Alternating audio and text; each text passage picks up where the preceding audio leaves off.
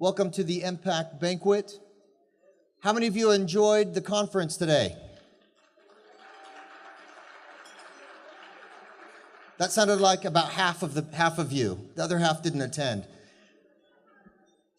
I'll be your MC for this evening, and we're going to begin tonight's program with recitation from the Quran by one of our up-and-coming young Muslim leaders, Wasi Mu'min.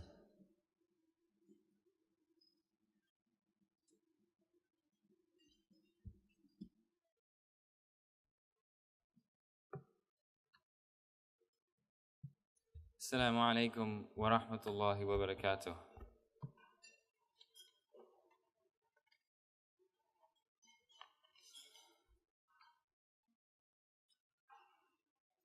أعوذ بالله من الشيطان الرجيم.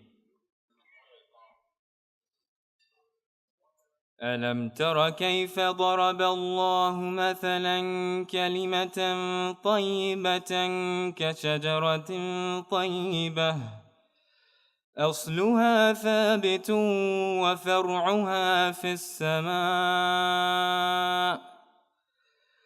تؤتي أكلها كل حين بإذن ربها ويضرب الله الأمثال للناس لعلهم يتذكرون ومثل كلمة خبيثة كشجرة خبيثة اجتثت من فوق الأرض ما لها من قرار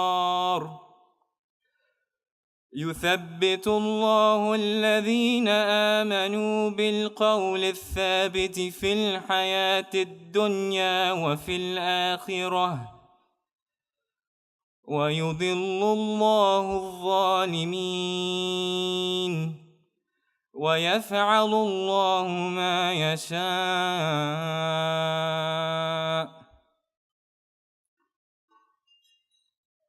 In the name of God, the Beneficent, the Merciful.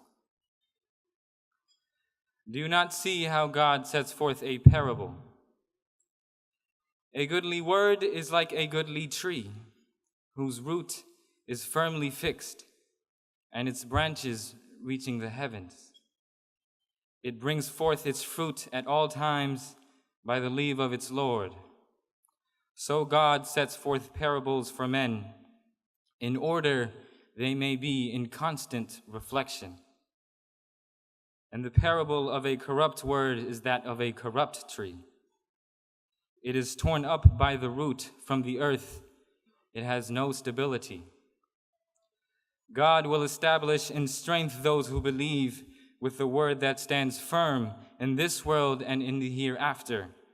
But God will leave to stray those who do wrong, for God does what he wills. Chapter 14, verses 24 to 27 from the Holy Quran.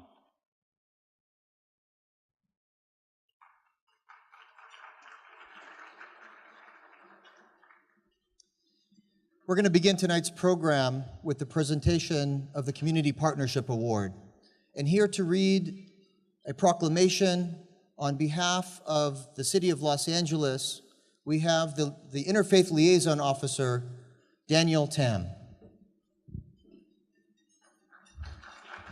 Good evening. Assalamu alaikum. Thank you, Jihad. My name is Daniel Tam. I represent Mayor Eric Garcetti of Los Angeles as his interfaith liaison. On behalf of the mayor, first I want to share a few remarks about MPAC. From our standpoint. In my faith tradition, there is a disciple named Paul. He was a remarkable person. He felt it was his responsibility to hold together a very fledgling community of the early Christian church. And he was very stern with people very often, but he was also very loving. At one point, he says, finally, brothers and sisters, and you know, in the New Testament, when somebody says finally, you better listen. You know, that means everything else I said earlier, if you've forgotten it already, I don't care. But remember this. Finally, brothers and sisters, whatever is good, whatever is true, whatever is beautiful, hold fast to that. Look to that. Hold that up. And it feels to me like the work of MPAC is about looking to what is good, what is true, and what is beautiful about the experience of being Muslim in Los Angeles, in Southern California, in the United States, and holding that up for not just the Muslim community to see, but for the world to see, for the society surrounding Muslims, for the society within which Muslims thrive and live and work and raise families. And that is very important to Mayor Garcetti. That is very important in terms of his priorities as far as building shared community and building a greater Los Angeles. So from the bottom of our hearts, we thank you. We thank you for the work of MPAC. Thank you very much.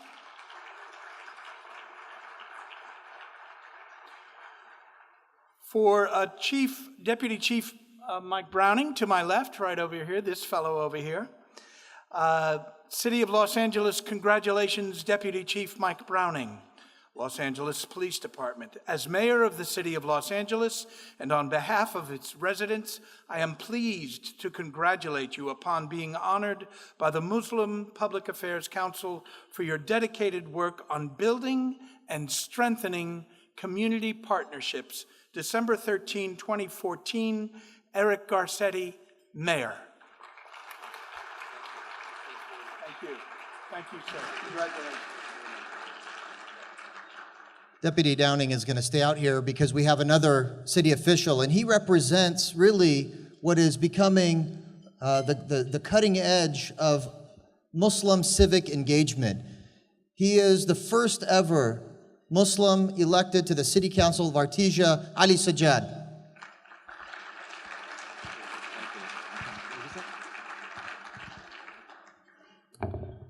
Good evening and Assalamu alaikum, ladies and gentlemen, brothers and sisters. It's truly an honor to be here tonight. I'm very honored. And special thanks to MPAC and Brother Salam to have me. But let me begin by saying that engagement is very critical. It's very critical at all levels. Engagement with all the communities. And a person who is right here with me, Chief Downing, has made that impact of engagement, not just with a Muslim American community, but throughout Los Angeles, all other communities as well. His model is being copied throughout the world. Recently, he was in London, and he was just sharing a story with me, but the point I'm trying to share is the engagement is critical at all levels, whether it is breaking the bread, whether it is, having that dialogue, and that continues to go on. I know we're going through some tough times, but at the same time, I want to recognize on behalf of City of Artesia and myself, Chief Downing, for being there to engage and make sure that that engagement process is there throughout. So I want to thank him for being there for not only just Muslim community, but for everyone there. Thank you so much. So I have a certificate of appreciation recognition in the way it reads is on behalf of the people of Artesia, I, Ali Sajjad, City Council member for Artesia, would like to thank Deputy Chief Michael Downing for his efforts for reaching out to the community of Muslim American. These efforts have proven to be a great service, and fruits of the outreach have shown itself in respect, gratitude, increased public safety of the communities here in Los Angeles. Thank you so much.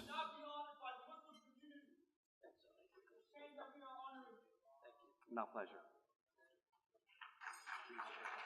Absolutely.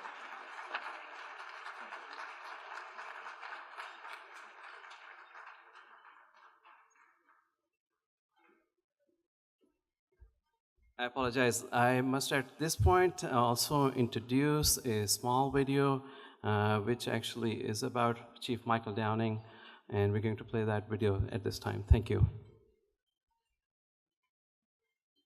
This era that we're dealing with, this phenomena, right, where we have hardcore, violent, radical extremists. And on the other side of the equation, we have other extreme views that want to create hate campaigns against the American Muslim community.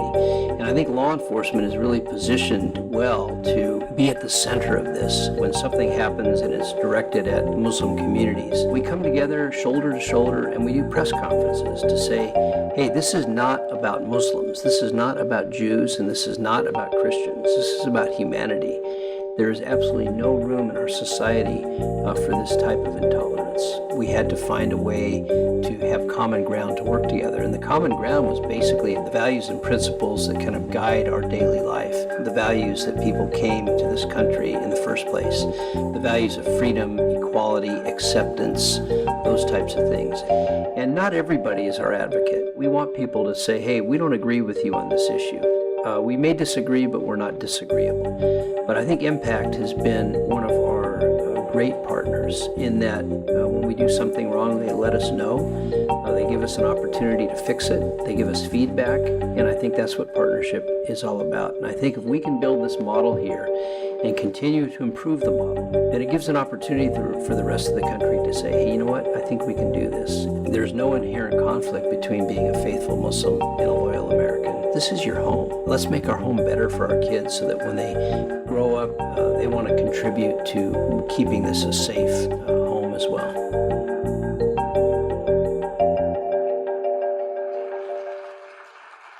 Please welcome Hassan Zenni, Chairman of MPAC, to present the award to Deputy Chief Mike Downing. Assalamu alaikum.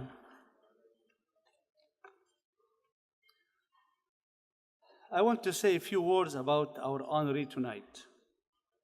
Mike Downing has been a partner of the American Muslim community both here in Southern California and nationally.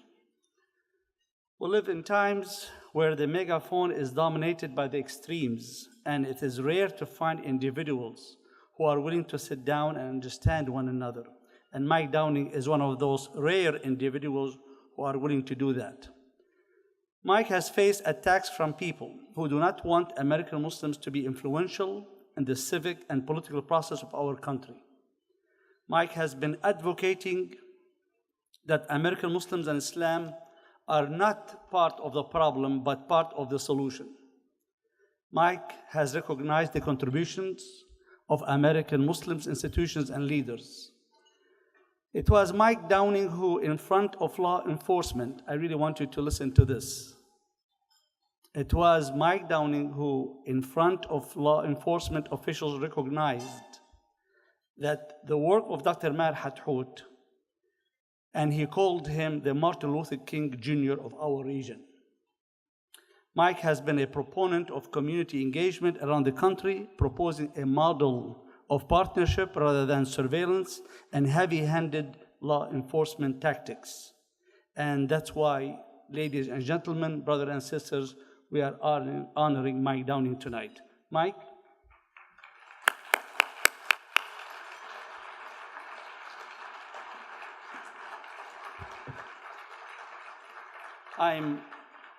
I'm honored to say that I personally worked with you for a few years from the Islamic Center and from MPAC, and you are a true friend.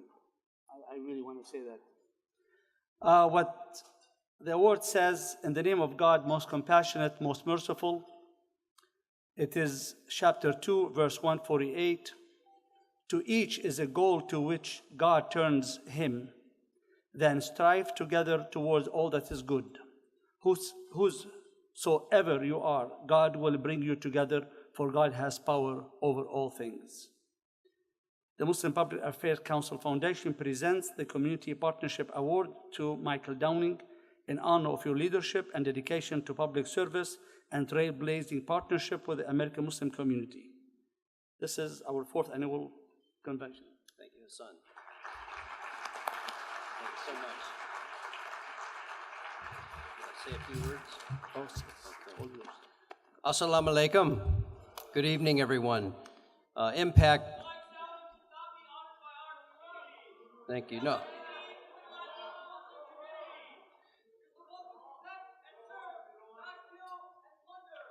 I thought we'd save the Q&A for the end of my remarks, but thank you.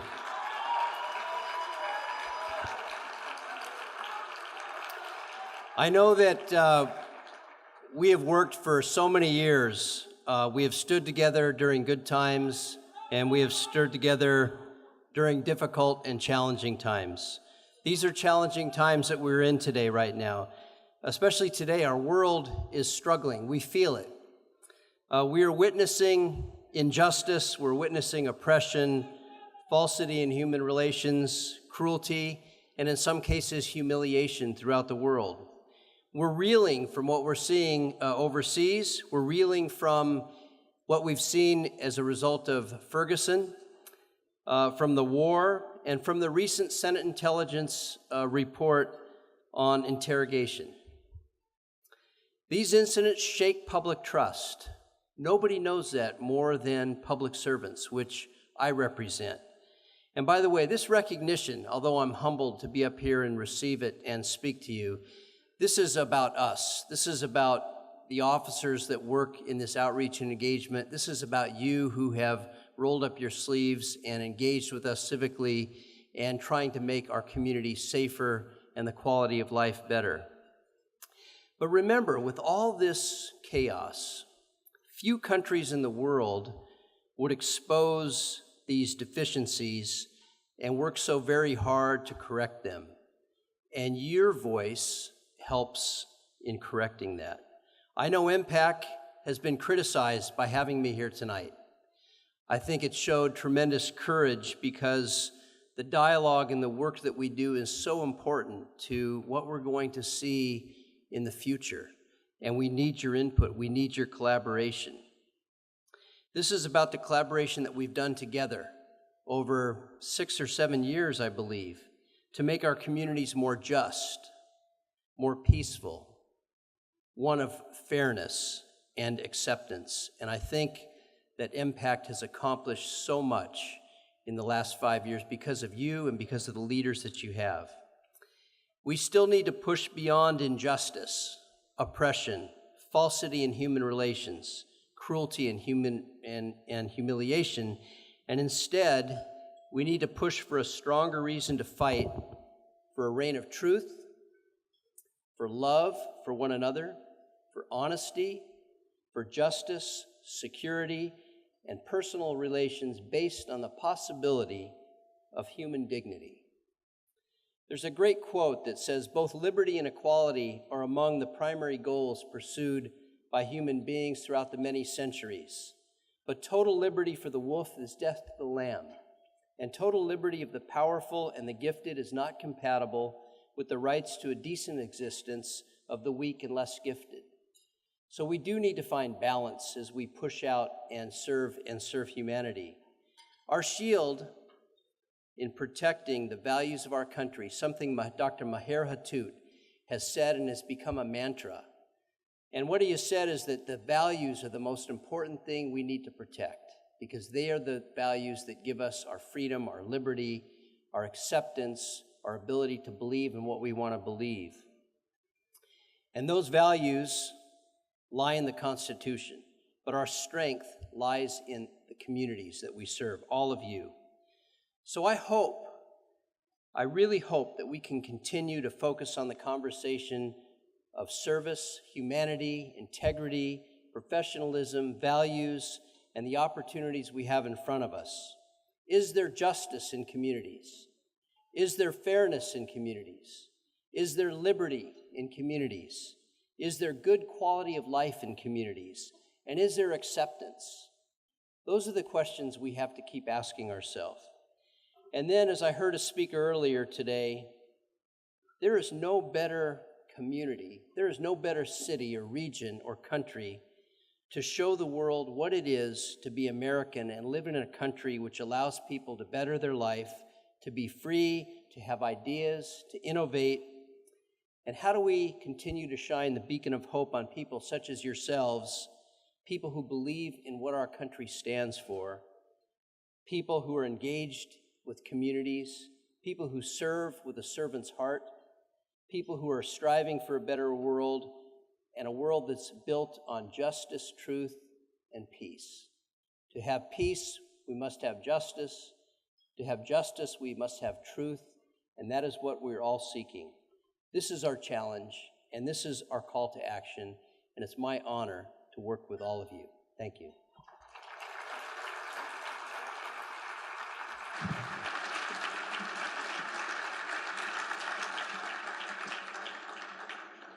We're almost at that time where we get to eat, but we have one more video to share with you that was recorded. It's an interview recorded with Secretary Jay Johnson, who is a cabinet-level Secretary of Homeland Security of this administration. And he recently completed a listening tour of Muslim communities throughout the United States, and he came here to Southern California and met with many Muslim community leaders and organizations, including the Muslim Public Affairs Council. Ladies and gentlemen, Jay Johnson. Greetings. I welcome the opportunity to speak with you. I am a public servant and the head of a public agency of our government. This means we work for you. This also means building trust with the very people we serve and tearing down walls of suspicion that may exist. Since becoming Secretary of Homeland Security, I have personally traveled the country to meet with leaders in the Muslim community. At these meetings, which have occurred so far in Chicago, Columbus, Ohio, Minneapolis, Los Angeles, and Boston, we discuss a variety of issues facing the Muslim community in this country. I've heard the stories of those who face widespread discrimination, profiling, and stereotypes. As a black man whose African American ancestry dates back to the days of slavery in this country, the stories are familiar to me. I have heard about the issues many of you face at airports, for example, or in the enforcement of our immigration laws, or in the pursuit of our counterterrorism mission. I've committed to exploring and addressing those issues. I'm also committed to speaking out publicly about the discrimination and stereotypes Muslims in this country face, and to remind the American public that the principal victims of terrorist organizations, such as ISIL, are in fact Muslims. For generations, many people in this country have felt disaffected and excluded from the mainstream of American life. But over time, generations of new immigrants and those excluded have become part of the very fabric of America through positive engagement in our society and full participation in the democratic process. We continue to become a stronger nation and a more perfect union as a result. Thank you. Ladies and gentlemen, please put your hands together for husband and wife duo, Asia Black and Big Samir, the Reminders.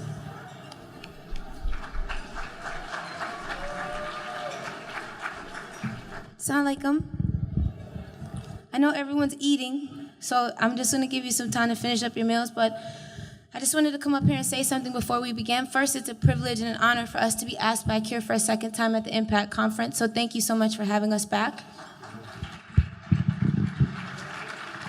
Another thing I'd like to say is that in a climate that's difficult, we're Americans, and we live in America, and America's not a perfect place.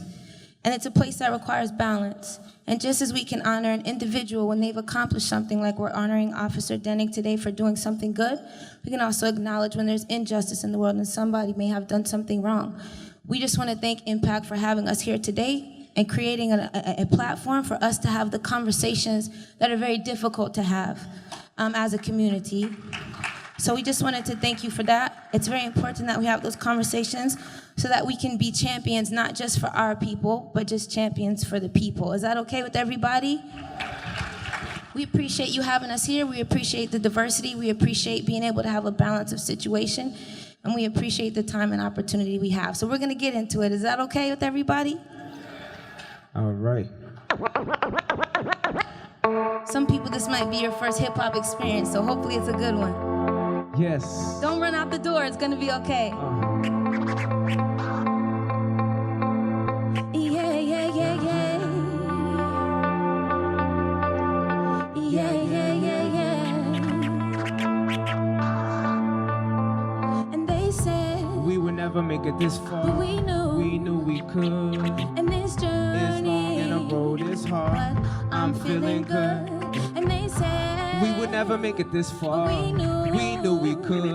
and this journey It's long and the road is hard. but I'm feeling good, good, good. Hands up, Put 'em up, hands up, put 'em up, hands up, put 'em up, hands up, put 'em up. hands up, So high hands up, to the sky. hands up, Come on, hands oh, up. come No, on. we are, Never mind no, we this, are, never no, mind we this, are, never no, mind we this, are. never mind now.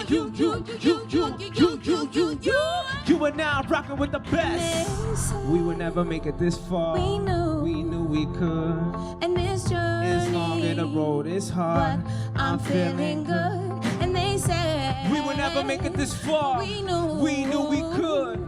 and this journey It's long and the road is hard, but I'm feeling good, So good, good. everybody hands up. Put 'em up. Your hands up. Put 'em up. Your hands up. Put 'em up. Your hands up. Put 'em Your up. hands up. So high Hands up. to the sky. Hands up. Oh, come on. Hands up. Oh, come on. And we are.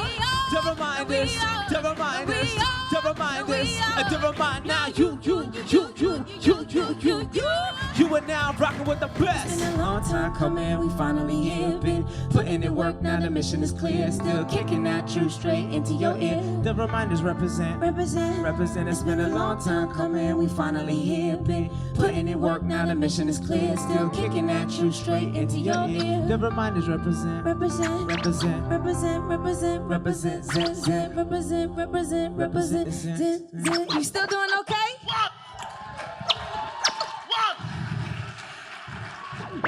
Everybody, if you're having a good time tonight, put your hand in the air. Let me see those hands. If you're enjoying yourself and you're appreciating the time you get to spend with your friends and your family at the MPAC conference today, put your hand in the air. Ready? Hit it. 1, 2, 3. Now let me see you go side to side, side to side. Sometimes, not everything will go your way. Not everybody does what you say. Come on. And sometimes it hurts. Oh, yeah. Sometimes it's better, sometimes it's worse. And that's the way it is. 'Cause that's the the- way it is. 'Cause that's the- way. Can it be like it was all so simple? Even though Pops was not around and Mama had to struggle. Survival in the ghetto, we hustle, that's universal. Like an international plague, I hit us in the middle where the body, my community's been torn apart. I was told if you want to change, you gotta start with the heart. Then you see clear both sides. Light and dark. Time to make a decision. Speed up or slow it down. We gotta find a solution before my people go and never come back up. Are y'all ready to wake up? Remember how far we come and we could do it again. This is that fist up in one love to the end. Go left, go left. Your left is my right. Come on.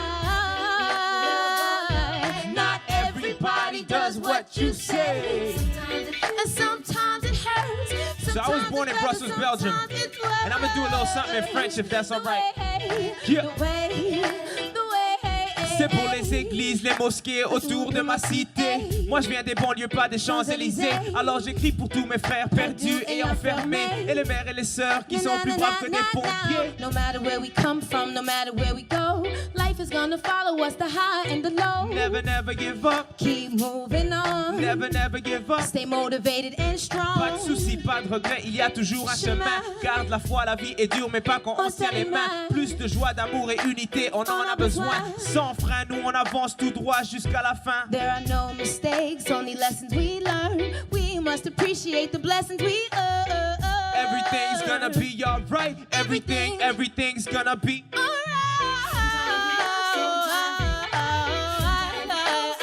Sometimes we get Not everybody does what you say. And sometimes it hurts. That's right. Sometimes it's better, sometimes it's worse. And that's the- 'cause that's the way. and that's the way. 'cause that's The way. Sometimes it's better, sometimes it's worse. Not everything will go your way. Not everybody does what you say. Sometimes it heals, sometimes it hurts. Sometimes it's better, sometimes it's worse. That's the way it is, the way it is, the way.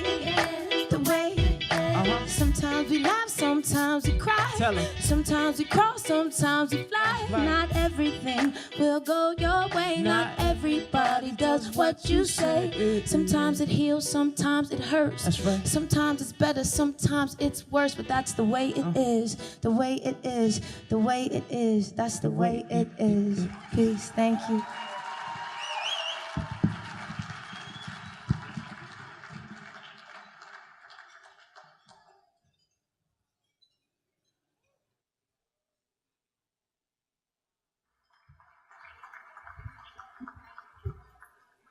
Assalamu alaikum, everyone.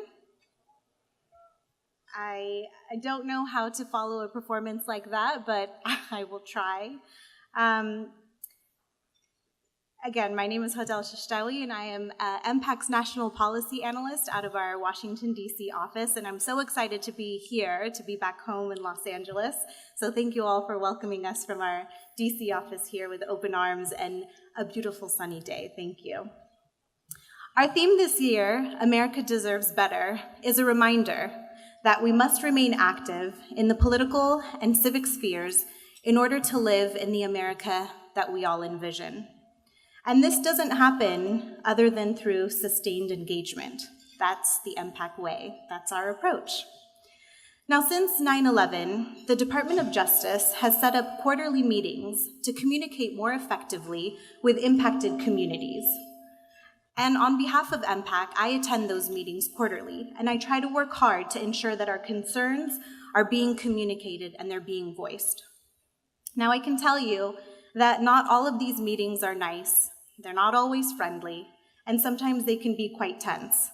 And more often than not, we do have to push back in order to ensure that our voices are heard. And even if we're heard, they're not always willing to reform the policies that we're asking for or to really do anything about the concerns that we're bringing up in those meetings. But sometimes engagement does work. And in a minute, we'll be playing a video from Vanita Gupta, who is the Assistant Attorney General of the Civil Rights Division at the Department of Justice, highlighting the impact of MPAC's work and our engagement. But before we play that video, I want to highlight some personal successes of MPAC within just the last few years. In working with the DOJ, we were able to bring up and bring a case to their attention, the city of Lomita, California, where a group of Muslims were trying to build a mosque, and they were turned down by their local city council from building that mosque. The DOJ then went in, they initiated a civil rights investigation, and the courts ended up finding that the city council had violated their civil rights. And now I'm proud to say that, alhamdulillah, the city of Lomita, the community of Muslims living there, are well on their way to building that mosque.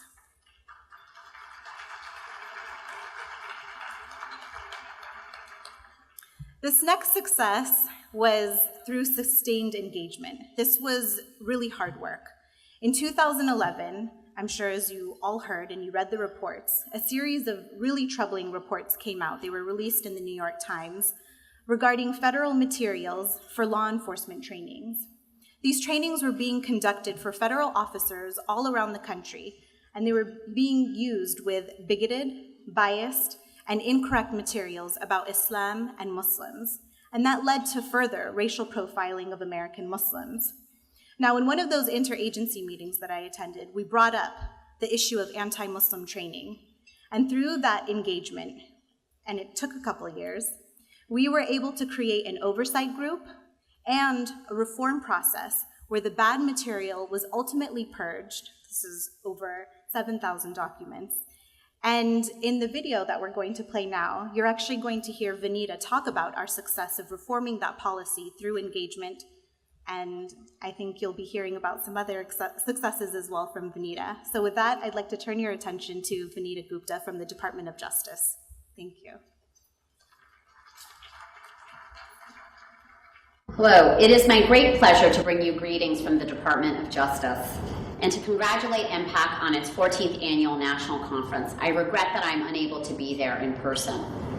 The Civil Rights Division has been proud over the last decade to count MPAC as an ally in our efforts to ensure that America's promise of freedom and equality is realized for all people. As someone who has worked on civil rights both inside the advocacy world and inside government, I have learned that in order to put our nation's great and timeless principles into practice requires a sustained and energetic effort by all of us. As such, I think the theme of this year's conference of working together to make America better is particularly appropriate. In recent years, the Civil Rights Division and the Department of Justice more generally have increased our efforts to enforce our nation's laws prohibiting hate crimes and hate violence. Since 2001, the Department of Justice has investigated over 800 incidents involving acts of violence, assaults, threats, vandalism, and arsons targeting Muslims, Arabs, Sikhs, and South Asians, and those perceived to be members of these groups. For example, through MPAC, we learned about a woman who received an anonymous note at work from a coworker threatening her and her children with violence simply because she was Muslim. After great fieldwork by the FBI, we were able to convict the perpetrator of a hate crime. As many of you know, not all instances of hate violence make the headlines, which is why it is critical that the government maintains lines of communication with the community so that these crimes can be identified and so that perpetrators can be brought to justice. Martin Luther King once said, "The law cannot make a man love me, but it can stop him from lynching me," and I think that is pretty important. We at the Department of Justice recognize that it is our responsibility to ensure that our civil rights laws are enforced in a fair, just, and equal manner. And that is why we are extremely proud of our work prosecuting those who burn mosques and businesses and terrorize communities with threats and assaults. But as Dr. King also made clear, we must not be content with just stopping violence. We must work together to build a society where people of all races and religions are treated with human dignity and respect, where we are truly one nation under God. Tonight you will hear the inspiring story of Rais Bhuiyan, a Bangladeshi Muslim man who was shot in the face by a white supremacist in the vicious hate crime just days after 9/11. Rais' story, powerful story of forgiveness and hope for overcoming hate, is an inspiration, and his tireless work fostering understanding and peace honors Dr. King's legacy. The Department of Justice has worked to identify and correct misleading and inaccurate information about Islam and Muslims in law enforcement training materials. We know from experience that ignorance leads to mistrust, but understanding builds bridges. We also remain hopeful that our work in enforcing civil rights laws can help break down barriers to people working, living, and going to school together. For example, recently the Civil Rights Division has brought and won cases around the country where Muslim communities sought the basic right to build a place of worship, but were met with community opposition based on fear and suspicion. Those fears, however, have tended to dissipate once the mosques are built and people come to realize that Muslims are their teachers, their doctors, their neighbors, the parents of their kids' classmates, and that so many of us, despite our differences in faith and background, often share the same dreams and desires for ourselves and for our families. Of course, there remains much work to be done in protecting civil rights and also in building community and displacing ignorance with understanding. We thank MPAC for your significant contributions to these efforts, and we look forward to working with all of you in the years to come. Thank you.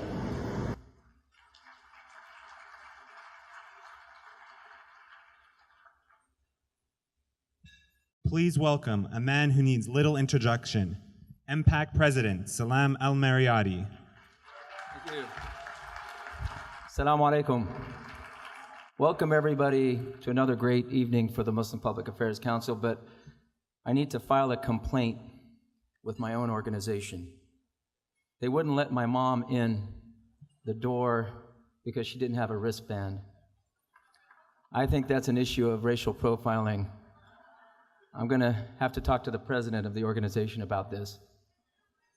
But more importantly, I have to go and ask my mom for forgiveness and have to have a wonderful meal at her house. So, Mom, I'm sorry. Is that okay? Thank you. It's okay, you can clap for my mom.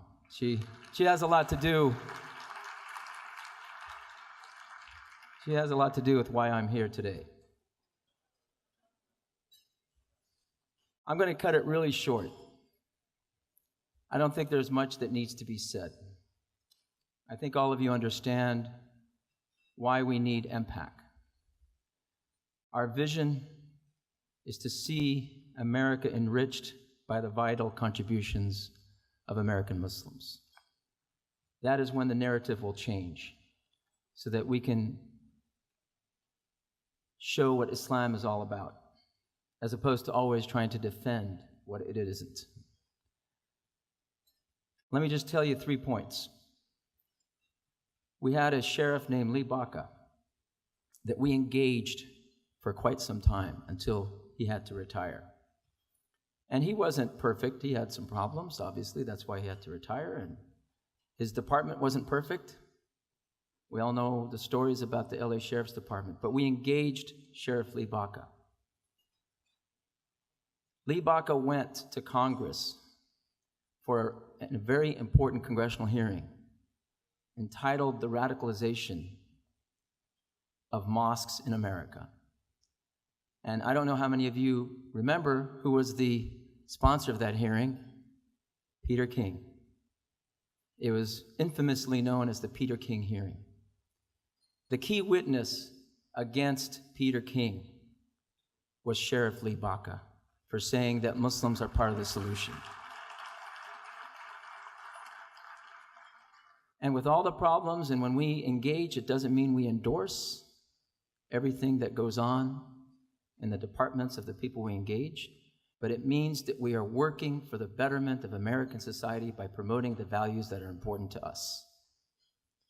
So when you saw the video of Secretary Jay Johnson saying that he himself understands what we go through because he is living the legacy of slavery in his own community, and they still have so many issues to deal with, and he's the Secretary of Homeland Security, and that he is listening to American Muslims, and that he is appealing to Americans that American Muslims not only deserve civil rights, but they should be allowed to embrace civic responsibility, to be more involved, and they are part of the solution.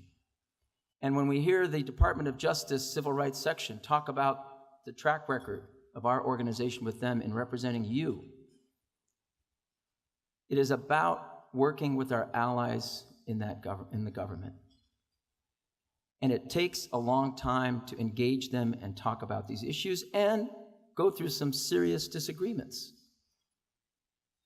But each little step that we take is incremental, but significant in achieving the goal of Muslim empowerment in America, so that our children will be proud as Muslims. Number 2, we don't take any financial gain from what we do. In our engagement, we don't expect any political favors from the people we engage. We do this in the spirit of the Quran that says, "Idfa' billati ahsan fa idha alladhi baynaka wa baynahu adawatun ka'annahu waliyyun hamim." Repel evil with that which is better, so that the one with whom there is enmity becomes as if he is your closest friend. So our mandate is to convert people, not religiously, but socially. To convert them, and that what Americans need from us is basically a reassurance that we are with them, a reassurance that we're part of the solution, a reassurance that we're taking responsibility as leaders in our country. So it is from that Quranic spirit that we do what we do. And the last thing I want to say, there are allies in our government, in the media, but most of the work that we do is on things that we disagree with. We don't like the policies right now. We don't like a lot of the material that's coming out of Hollywood. But there has to be a starting point. And the little that we can do now will build to become better. And if we can empower our allies, then it is good for us. So it is through that kind of work that MPAC is able to get you the voices of Secretary Johnson, or Vanita from the Department of Justice, or Mike Downing, or Sheriff Lee Baca, those who advocate on behalf of American Muslims. And it is not just the people in government, it's also our interfaith leaders. And today we have Reverend Ed Bacon with us, and Reverend Gint Gabord, and Steve Gilliland from the Mormon Church.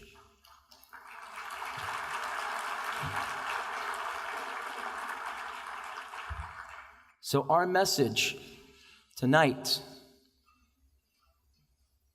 is to endure and to persevere and to move forward for an agenda for American Muslims, an agenda that our children can be proud of, an agenda that is based on the Islamic values of mercy and compassion and justice.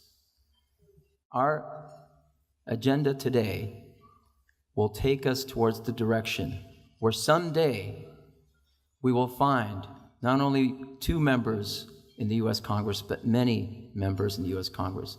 And we have people who will become editors-in-chiefs of major newspapers, of major news outlets, and producing films that we can all be proud of. That is the agenda that we have, and that is the promise we give to you in terms of working towards.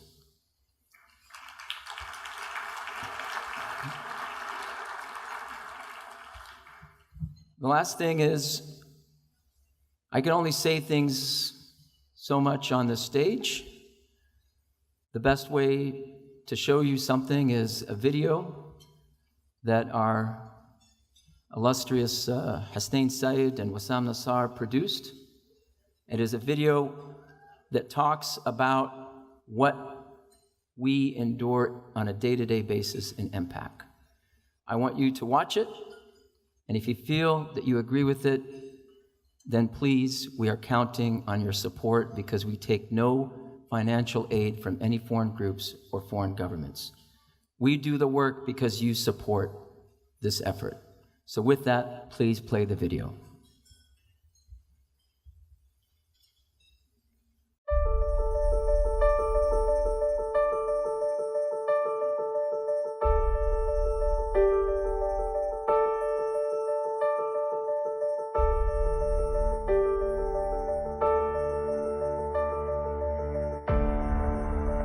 Dear God, I often wonder, does Islam need us, or do we need Islam? You've made it very clear to me. We need Islam. You've made many things clear to me. We can never compel others to believe. We are responsible for believing in your message and for struggling in your cause. If we don't, then we will be replaced by those who love you more and whom you love. We need Islam.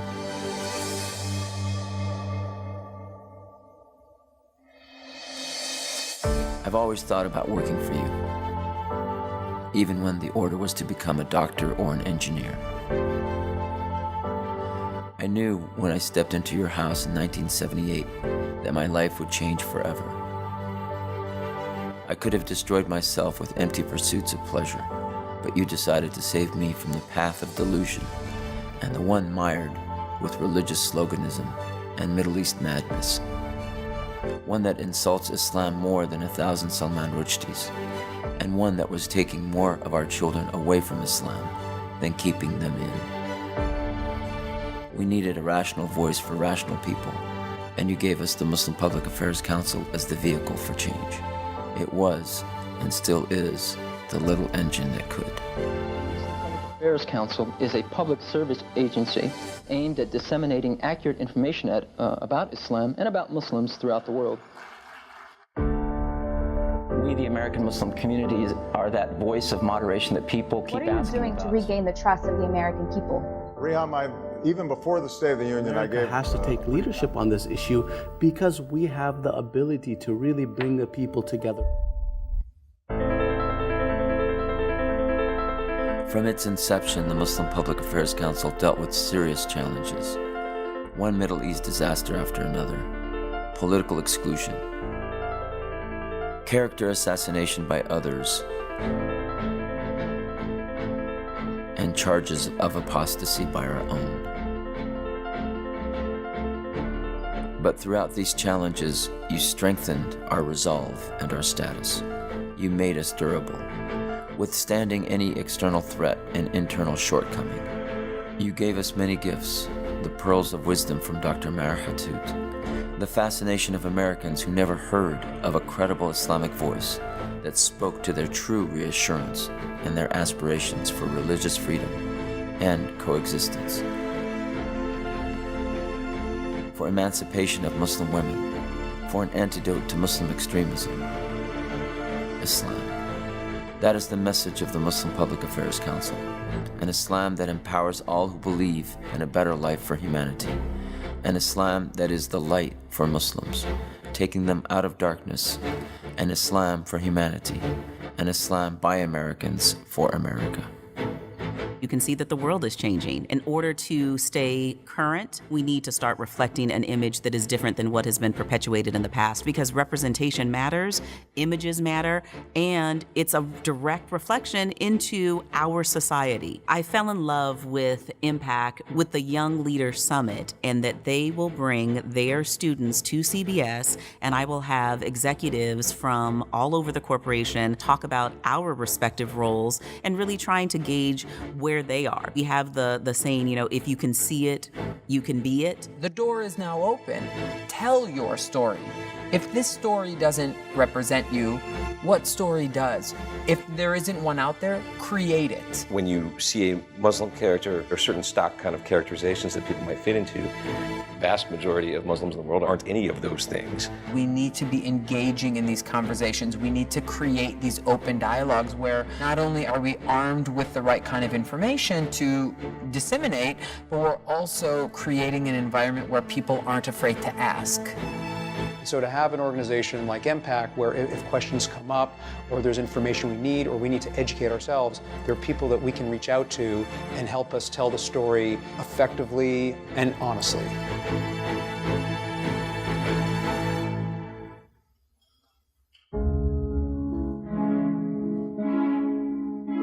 We have done so much, yet we remain in our infancy. O Lord, forgive us for our inability to convince others of this message. They love our message, and that is due to your enlightenment, but they don't know what to do with it in the current conditions and circumstances. Many of us still look to the East for legitimacy, and we flounder as foreign enclaves and psychological ghettos suffocate us. We as American Muslims don't believe in our own legitimacy, in bringing Islam to relevance and respect in America, not reduced to a nuisance or raised to a threat. American Muslims want civil rights, but don't know how to embrace civic responsibilities, the most effective way to solidify our place in America. The Muslim Public Affairs Council is designed to help American Muslims and non-Muslims, not one at the exclusion of the other. Help us help ourselves, our Lord, in realizing our dream of American Muslims enriching America. Muslim American communities in the same place that a lot of other communities where if there's no Muslim American voice, there's a lot of other voices who are going to fill in the void. It's important to have a Muslim American voice that is heard and respected in Washington, which I think MPAC is. I've been involved in multiple events with MPAC. I've read their publications. I know their personnel. It's, I think, by far the most credible organization representing Muslim Americans in the United States. Tolerance is not enough. And America needs mutual respect because we need mutual reliance. And it begins with trying to walk in somebody else's shoes authentically and legitimately and being able to relate to them. Christians and Muslims will disagree about the divinity of Christ, whether he has it or not. And what I love about working with MPAC is that we can come together, acknowledge that irreconcilable difference because we share things like compassion and peace and mercy and justice and love. That's what's so powerful about MPAC.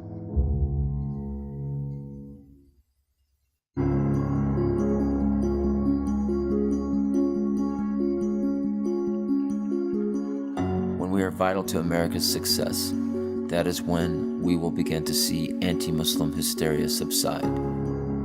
That is when we will see our children be proud of being Muslim. That is when the positive stories about Muslims outweigh the negative. That is when policymakers will respect us and have to answer to us. That is when our alliances will have a permanent place in the U.S. political landscape. That is when Islam will be known for what it is, not what it isn't. For all that change to happen, we have to change ourselves first. Oh God, help us change the Muslim Public Affairs Council to be a force and not just a little engine. Help the staff see the beauty of their work. Help the board see the vision of their organization and the value they afford to America. Help the community see the need for the Muslim Public Affairs Council and the openings for their participation. Help our allies gain strength in their voices on our behalf. Help America see how much greater it can be by accepting Muslims as equals and as stakeholders in this great American project. Help our children remain hopeful for a better future for Islam in America.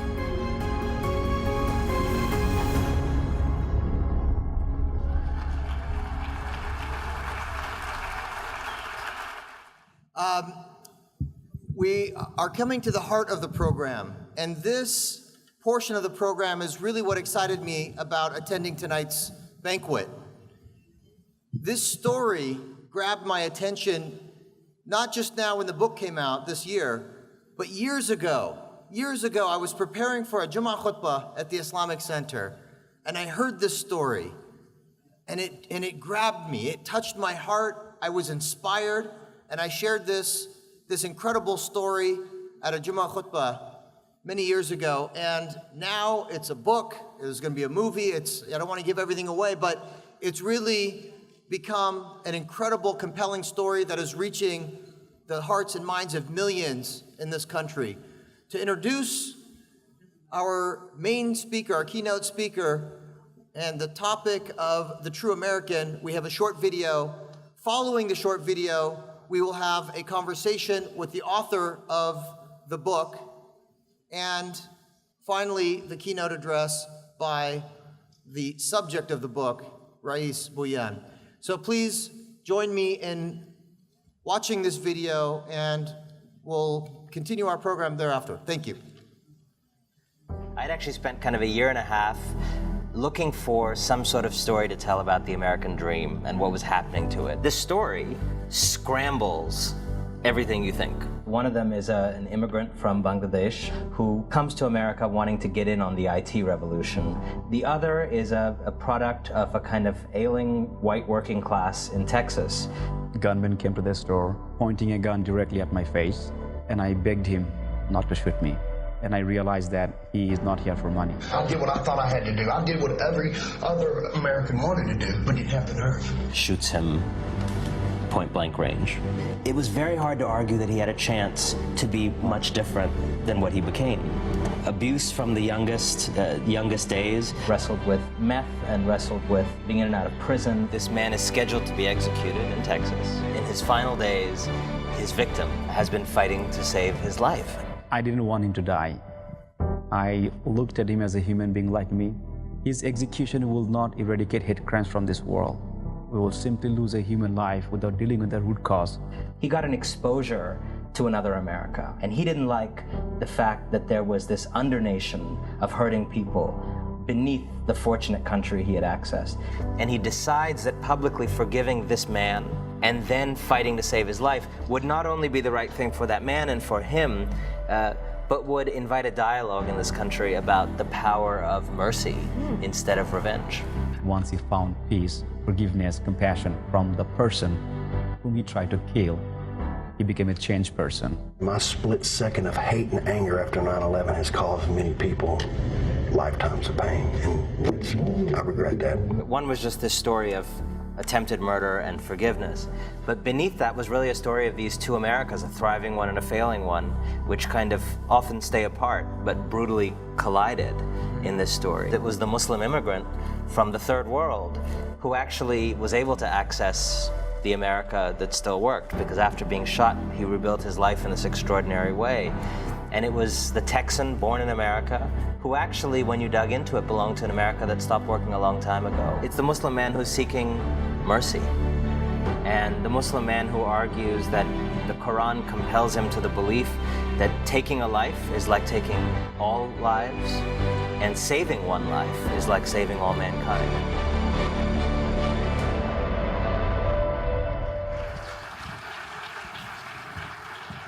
Ladies and gentlemen, join me in welcoming warmly Salam El-Mariyati and Anand Giridharadas.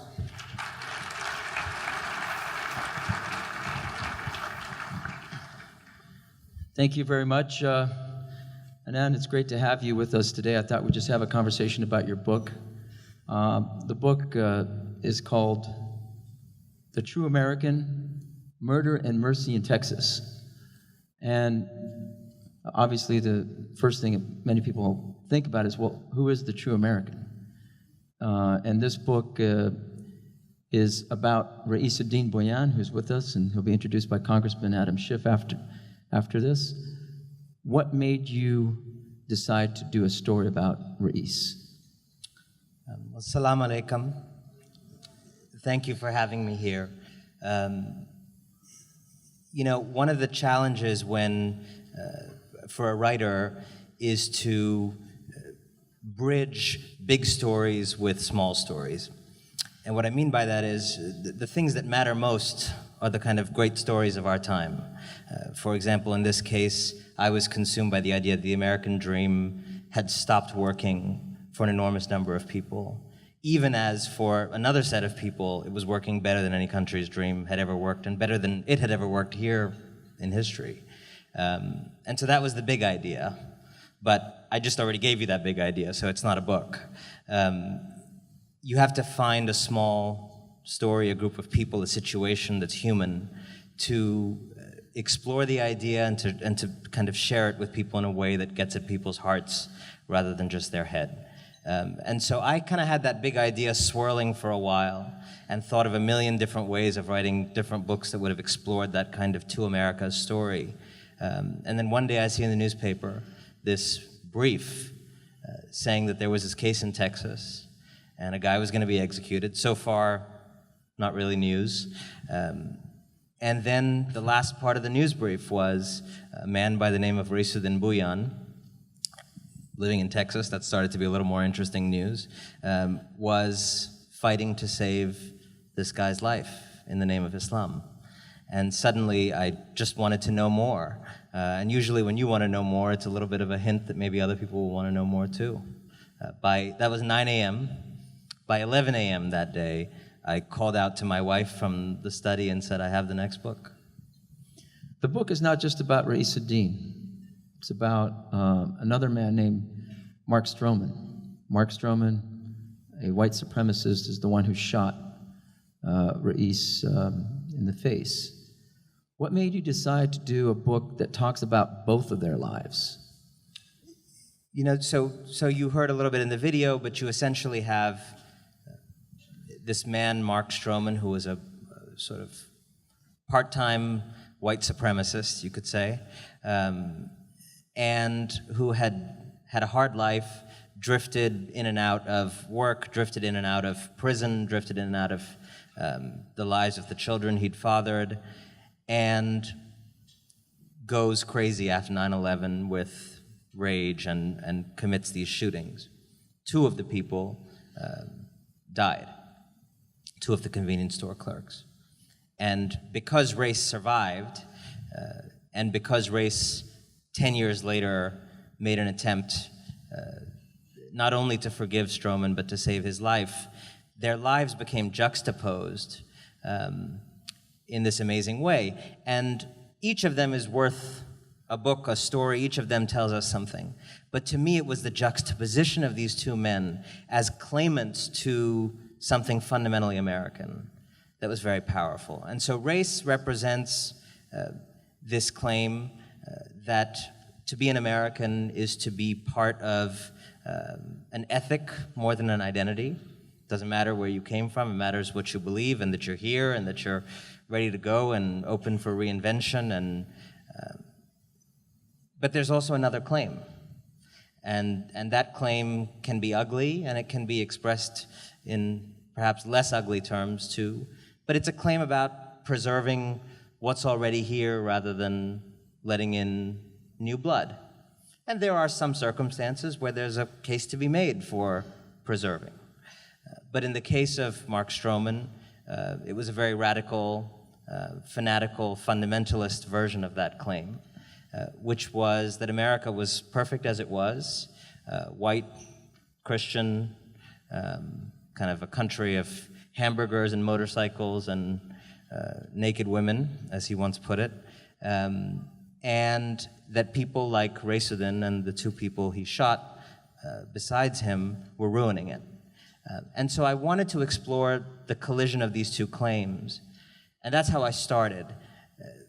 But when I got into the story, I realized there was another collision, which was actually, even though Rais Bhuiyan was the victim in the beginning of this story, in some ways, as you watch his life evolve from the moment of the shooting, and 10 years of evolution to the point where he is today, working up through jobs at the Olive Garden and then learning IT through some guy who knew a guy, and then getting jobs in IT and then running his division.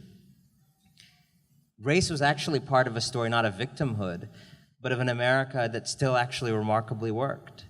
And Mark Stroman, who began this story as the guy on the aggressor end of the gun, actually, as you went deeper and deeper, became a kind of victim. It was Mark Stroman who, as Race came to see with the largeness of his heart, had never had an opportunity at an American dream and at reinvention that Race had had. And it was just kind of wonderfully complicated, and I wanted to explore it. Now, both men go through a transformation, and I think you write about their transformations wonderfully. It's riveting. Explain to us, how did Rais go through the transformation? Because his dream of being a pilot was obviously destroyed when he was shot, and his vision was impaired. He lost his dream of marrying his sweetheart back in Bangladesh because he was considered impaired in terms of his vision. And so, how did he go through a transformation? And how did Mark Stroman go through a transformation? So the period between this act of violence and the act of forgiveness is exactly 10 years.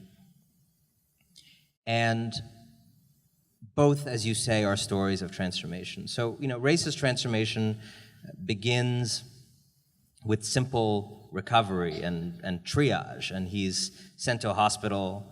And from the first moment he's sent to the hospital, he starts experiencing the kind of underside of the American dream. So he's sent to this hospital. The next day they let him out, even though his eye is still shut and caked black with blood. You saw that photograph.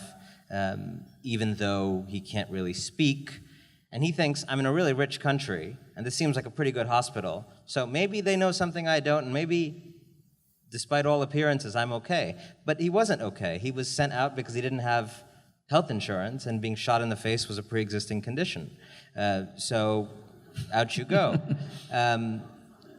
He was later then billed up to $60,000 for various surgeries, including a line item for a 911 phone call fee that was made on his behalf. So his life his 10-year period begins at that very low point through $60,000 of debt, through slowly healing, being homeless, losing the fiance, to a place of then rebuilding and of getting jobs. And it's also a story about immigrant friends and others who helped, who lent couches to sleep on, who gave job tips. Then he gets to the Olive Garden. The Olive Garden is kind of in the middle of this book, and it's one of my favorite parts of the book because it's a little bit of comic relief in what's otherwise a slightly serious thing. And so Race gets a job at the Olive Garden. And I remember when he was telling me this, I was just thinking, this is such a wonderful story because he realizes something some of you may relate to while you are not enjoying your wine tonight, that at the Olive Garden, if you don't serve alcohol as a waiter, you're foregoing 50% of your possible earnings, which is a lot of money. And so he had to make a decision. Do I follow my faith in a very strong way and forego half of my income? Or do I keep the rules for myself but serve it to others.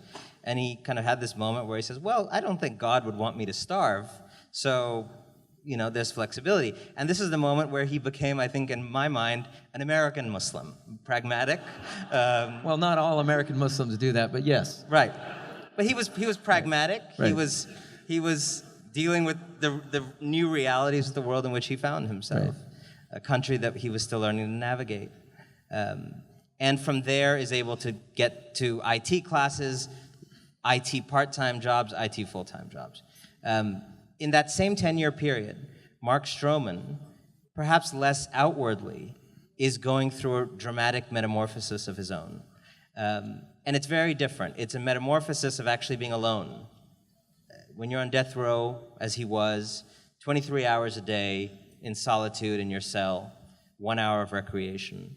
And there alone, he goes deep within himself and has the power to reflect, finds God, finds this pattern of hurt or be hurt that had dominated his life from the earliest days of his abuse, and is able to get to a place where, when Rais forgave him 10 years after the shooting, he was able to receive it and honor it.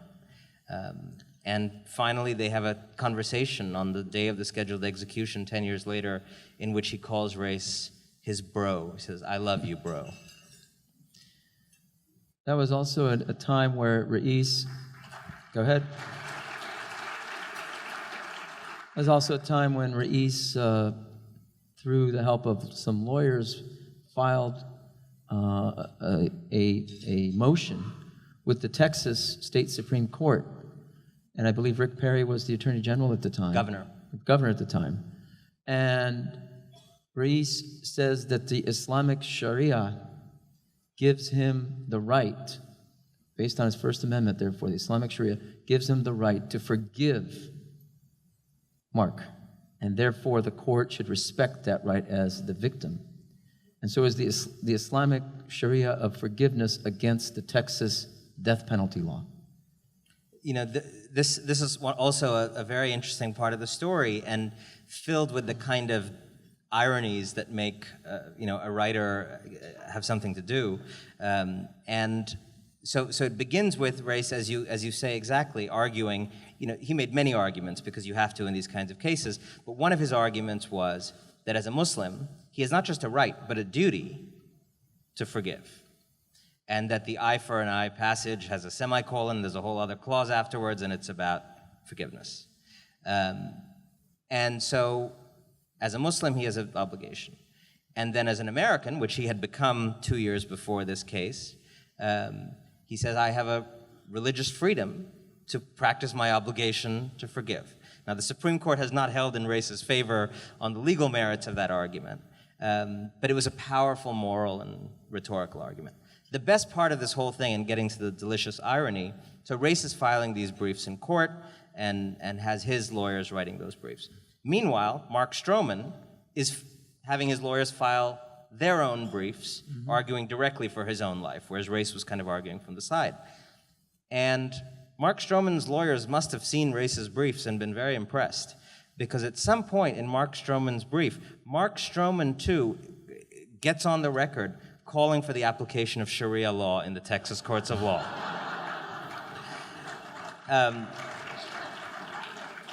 Okay, I got to do it now. I can't wait till the end. You got to get the book. It's out in the lobby. Everybody should get 5 copies and give it to your friends and families and make it a Christmas gift in this holiday season. I think everybody should get copies of this book and start circulating it. I'm sorry, I had to make a commercial. And that's great if you do that. And more importantly, though, than getting the book, I need your help in talking to people about it. People who are not in this room, people who are maybe of the Muslim faith, people who are maybe not of the Muslim faith, but are your friends and your contact and your colleagues. Because precisely for the reasons that attracted me to this story, the fact that it scrambles stereotypes, that the terrorist in the story is a white guy named Mark, and the practitioner of mercy is a Muslim American, it's hard to fit into what people expect. And so I need you to, whether it's on Facebook or whatever else, we need to tell this story, and Race's story, and also Mark's story. Yeah. Because these are both stories of our American reality that are too often undertold. There are a lot of Americas that you talk about in this book, and one of them is the America of people in the lower class who are basically, their whole environment is about drugs, is about stealing so that they can make ends meet, is about going to prison and then becoming hardened criminals after going to prison. And that's the life of Mark Stroman. What is it about that America that you want to tell our audience? You know, I think I didn't want this to just be, I mean, Race is a wonderful guy, and you could do many books on just this amazing story of his resilience, but I felt that would have limited it, because I don't think there are 100,000 races in America, unfortunately. But there are a lot of people like Mark Stroman in America. And I don't mean people who want to go around killing Muslims. There's probably a very small number, thankfully, of that. But the larger patterns that Mark Stroman represented, the family dysfunction, the abuse, the alcoholism, the meth addiction, the prison system, well, the school system, first of all, the school-to-prison pipeline that people talk about, he was a poster child for that. Every time he has contact with law enforcement and the prison system, he's done something wrong, he goes into their care, and he comes out worse. Bad parents, and then parents who become bad parents to their own children. All of it represented a failure that, when juxtaposed with Race's life and Race's attitudes to family, to community, was so striking. And I partly was able to use not my own view of Mark Stroman, but Race's view, because Race goes to the trial of the guy who shot him and learns about his family. And then he's fighting this campaign, so he learns more. And as Race learns about the world that made the guy who shot him, he's appalled. But it's not just when he learns about Mark. When Race works at the Olive Garden, he's appalled. And I'm going to tell you one little example, because to me this is actually much more widespread. One thing that really struck Race at the Olive Garden was that a lot of his colleagues walked an hour and a half on the side of the highway, including pregnant women, high July heat. And he was wondering, why don't these people have cars? Can they not afford a lease? But he knew the salary. The salary was enough to support leasing a car. And he realized they had the money to lease cars. They didn't have people in their lives who would co-sign a lease with them. And he thought, I'm an immigrant, and I have this friend and this contact who will co-sign a lease for him, and had. And he was amazed that he'd come to this country where native-born Americans were so deprived of, what scholars call social capital, that they could not access what he was starting to be able to access despite what had happened to him. And so I really wanted to shine a light on that world too, because that world is part of what made the hate. It doesn't excuse the hate, but it's part of what made the hate. But also, the victim of that hate is such a powerful antidote to that poverty, dysfunction, and chaos. Well, this is considered by the New York Times as the 100 most notable books of 2014, so congratulations for that. Thank you. And they're going to make a movie out of this book, so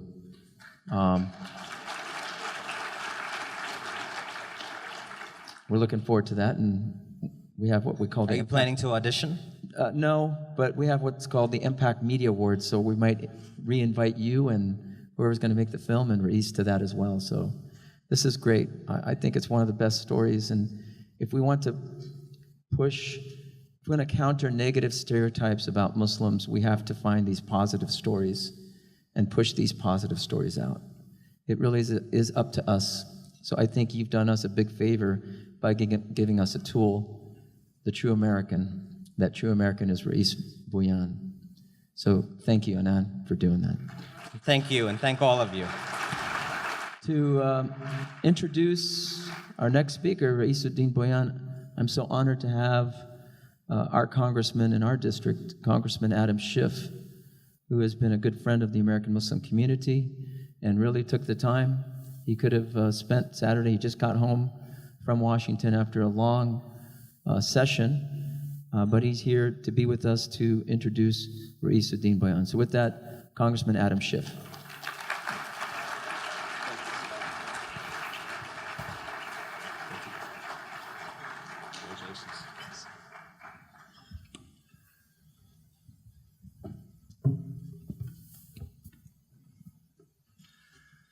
Well, good evening, and thank you. It's a pleasure to join you this evening and celebrate at MPAC's 14th annual convention. Salam and I go back a long way. I remember the Salam, that young Salam that we just saw in the video a few minutes ago. As a state senator and a member of the House, I've worked with MPAC for many years now, as well as the broader Muslim community here in Southern California, to improve relations between the faiths, to promote tolerance, understanding, and equality. That is a mission that you began before September 11th, and it is one that has taken on even greater significance in the years since. Even now, 13 years after the horrors of 9/11, American Muslims are still the victims of random violence and discrimination because of their faith. Last Sunday, a Seattle man beat a Somali-American cab driver while calling him a terrorist and asking him if he was a member of ISIS. Here in California, mosques in Santa Cruz and San Diego were vandalized in October and November, and a shooting took place at a mosque in Coachella on November 4th. Thankfully, no one was injured. While these acts of violence may be directed at Muslims, they wound all of us, and each of us has a duty to respond, and forcefully. Like many in this room, I've repeatedly spoken out against hate and will continue to do so. Bigotry, in whatever form, has no place in our country. America deserves better.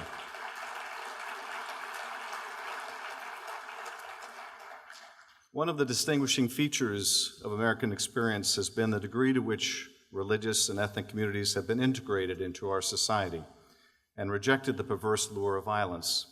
This is due, I'm sure, to a number of factors, including the separation of church and state in America, our history of embracing religious pluralism, and the degree to which Americans have cherished an identity of being the great melting pot. And is also due to groups such as MPAC, which have worked tirelessly to combat prejudice and prevent young people from drifting into dangerous radicalism. But America must not become complacent about the threats to its youth after more than a decade of war, and given new and sophisticated propaganda campaigns by groups like ISIS.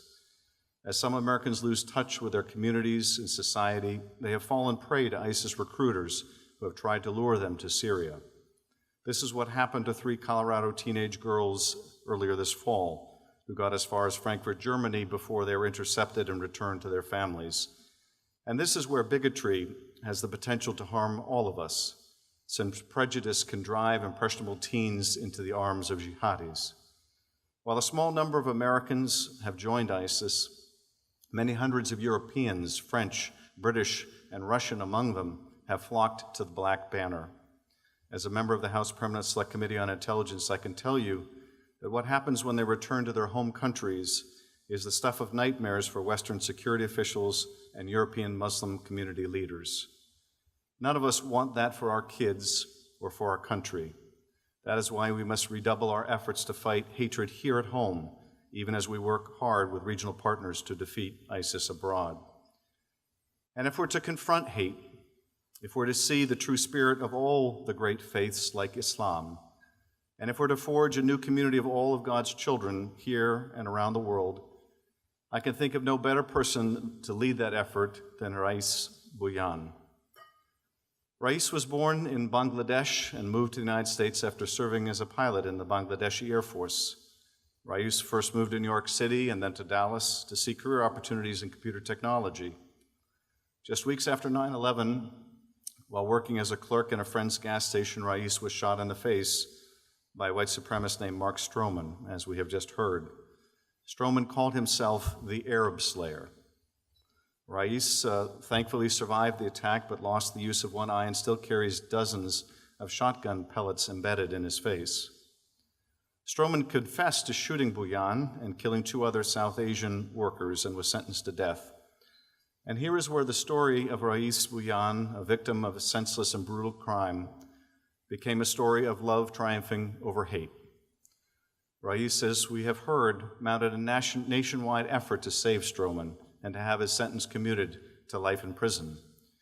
Rais' pleas for mercy even reached the U.S. Supreme Court, but were ultimately unsuccessful, and Stroman was executed in 2011.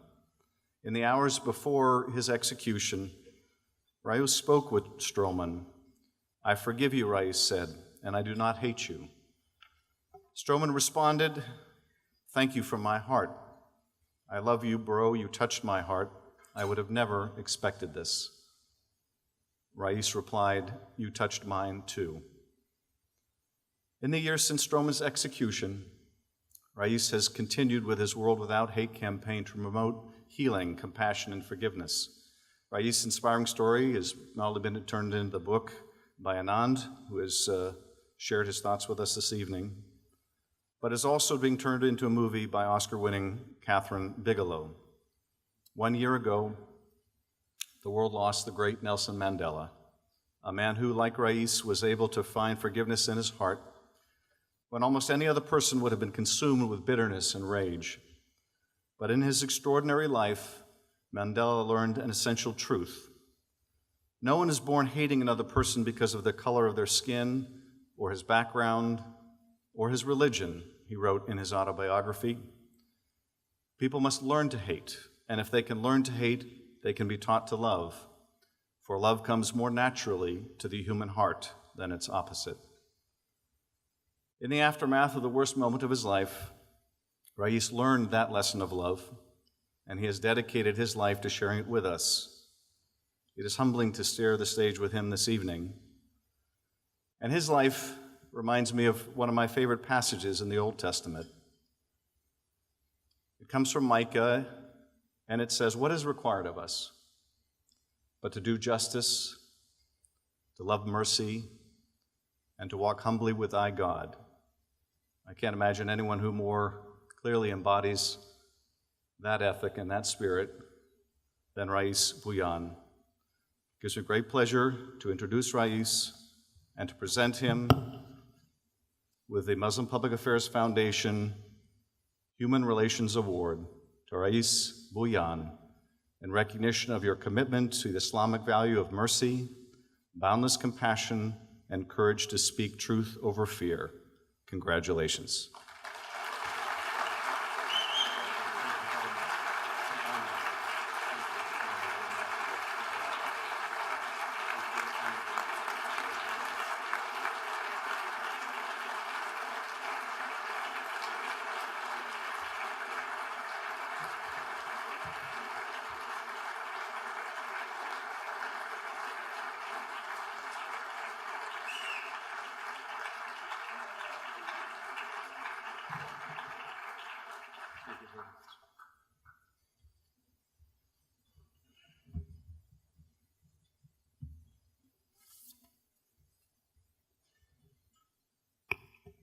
I'm not that tall. I wish. Bismillahirrahmanirrahim. Rabbi shrah li sadri wa yassir li amri wahlul 'uqdatam min lisani yafqahu qawli. Assalamu alaikum wa rahmatullah. Peace and blessings upon you. Well, it's such a great honor for an ordinary person like me to be introduced to this beautiful crowd by Honorable Congressman Adam Schiff. Congressman, thank you very much for your kind words about me, and thank you for your great introduction. And also, I would like to thank Anand for spreading the word of mercy and forgiveness throughout the world by his powerful writing. Anand, thank you very much.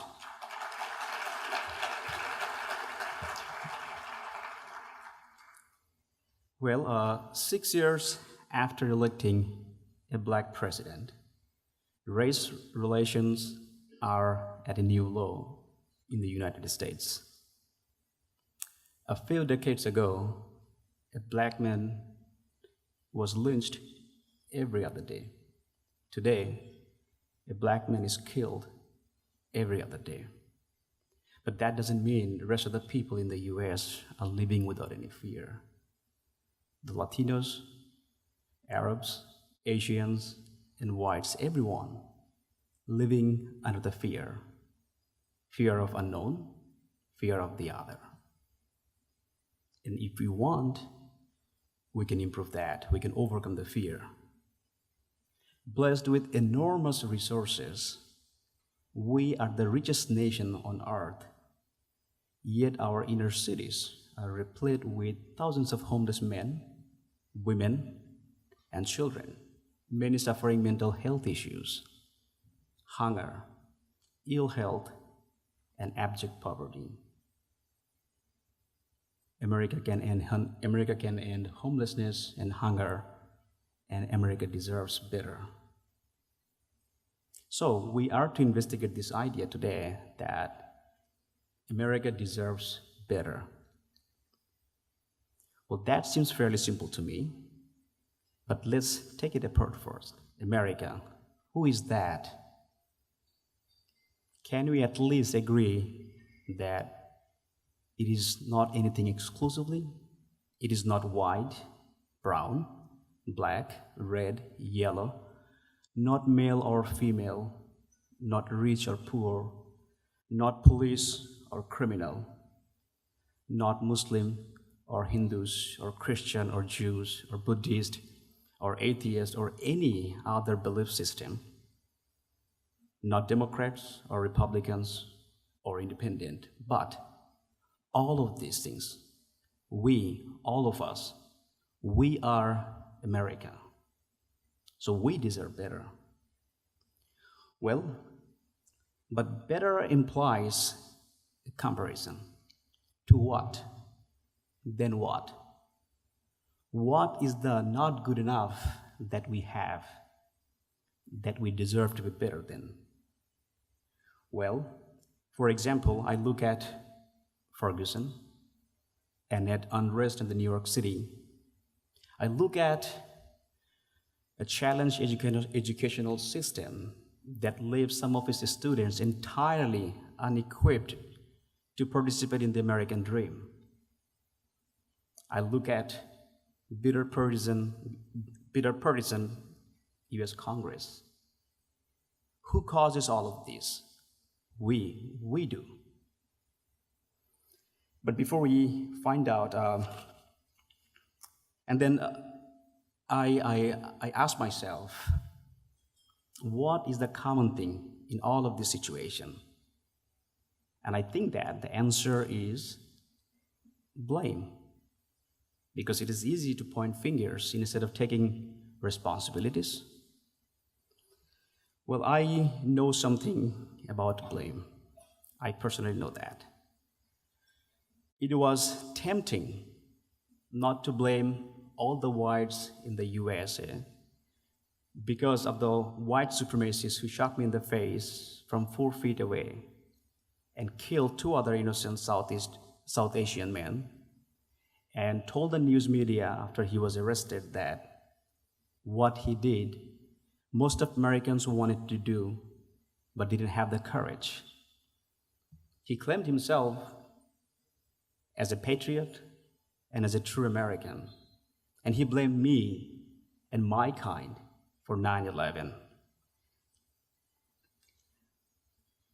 And I know that it was until I stopped blaming him and until I saw that he too was a victim like me, and that he never had received the education that might have allowed him to see me instead of my brown skin and hear my words instead of my accent. But he never got the chance.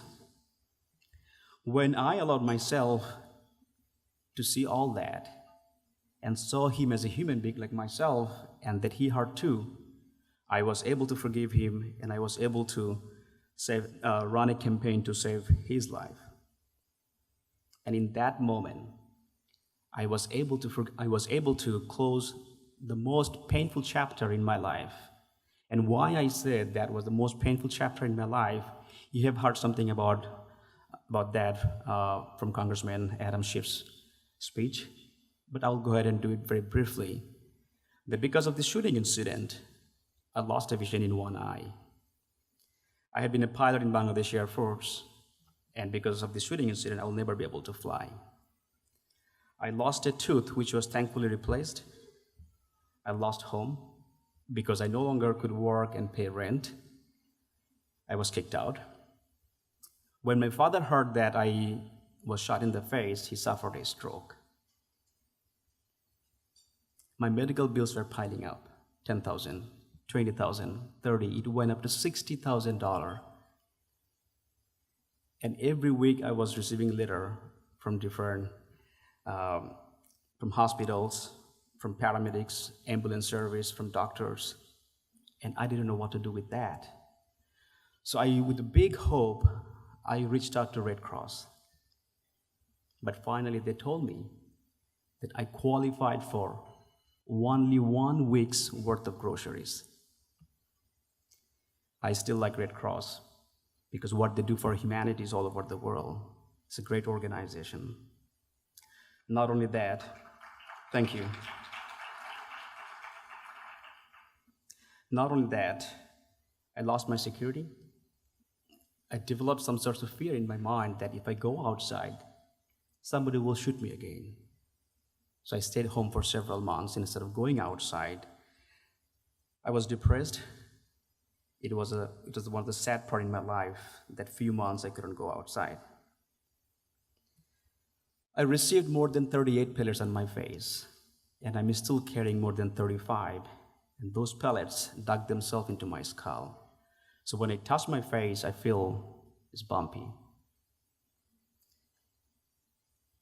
And finally, because of this medical treatment, doctor advised me not to fly, so I was not able to go back home to marry my fiancée, who had been waiting for several years. At some point, she thought I'll never be able to go back, so she moved on with her life, married somebody else. She is now raising a family with another man. And there are more, but I don't want to tell all those to bore you. But when I stopped blaming, I began to understand and repair and to heal. And more profoundly and more remarkable is that when my attacker, Mark Stroman, heard that his victims forgave him, he was reduced to tears, and he also began to change. I would like to show you a very brief video of Mark Stroman during last year of his life, after he had learned that a coalition of Muslims, Jews, Christians, Hindus, atheists, and many people from different walks of life were fighting to save his life, and that one of his victims was spearheading this effort. Let's play the video, please. Mr. Reyes, thank you for your inspiring act of compassion towards me. You have forgiven me. You have forgiven the unforgivable, and I have a lot of love and respect for you. For the Patels, the Hassans, thank y'all for what y'all have done.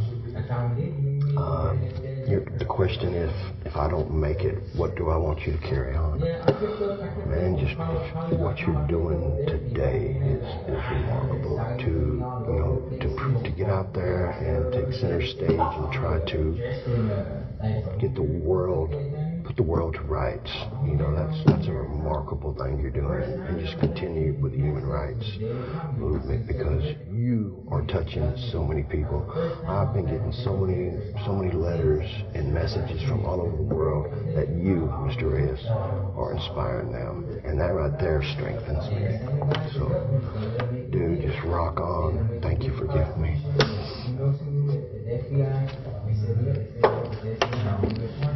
Okay.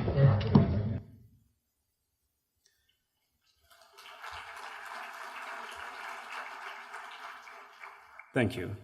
Well, it moves me every time I I see that video clip, to know that how this man changed. Before he was executed, he thanked the entire Muslim community. He condemned his own acts of violence and called me brother in an 8 seconds phone conversation.